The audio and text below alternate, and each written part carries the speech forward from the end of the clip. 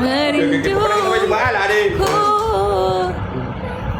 Guys, cepat guys. Dah nak habis dah ni.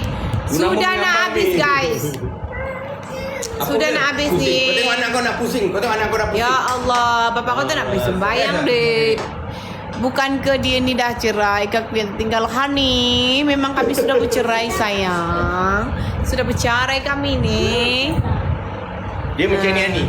Okey, saya nak terangkan persepsi masyarakat kita. Lebih-lebih lagi orang Malaysia dan lebih-lebih lagi orang Melayu. Bila bercerai dia tak boleh nampak baik macam ni. Kena bergaduh. Kena bertekak, kena tunjuk-tunjuk, kena buat video, marah bergaduh sini semua. Kami ni nak tunjuk bukti yang bahawa perceraian tu sebenarnya pun ada kebaikan dalam keburukan itu. Tak semestinya kita nak boleh bergaduh, kita nak boleh bertekak. Okey? Nak saya tinggal bas, terus naik Grab. Kalau dah tinggal bas, naik Grab, potong. Kalau nak lebih laju, pergi berlari. Kejar. Alright? Sengkat kain, sengkat satu ni, lengan, kau pergi kejar.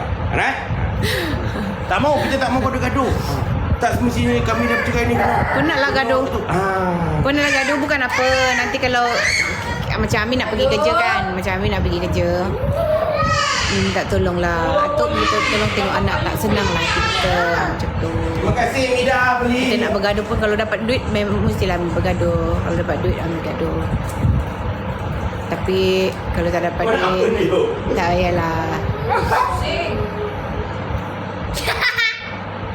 Sabar apalah ni apa tu. Entahlah Amin macam sampai boleh ketawa dah orang tanya macam tu. Tak ada, kami tak ada marah pun, cuma terang. Ya, tak ada. Cuma terang. Ini bukannya masalah marah, tidak. Jadi kami tak terang.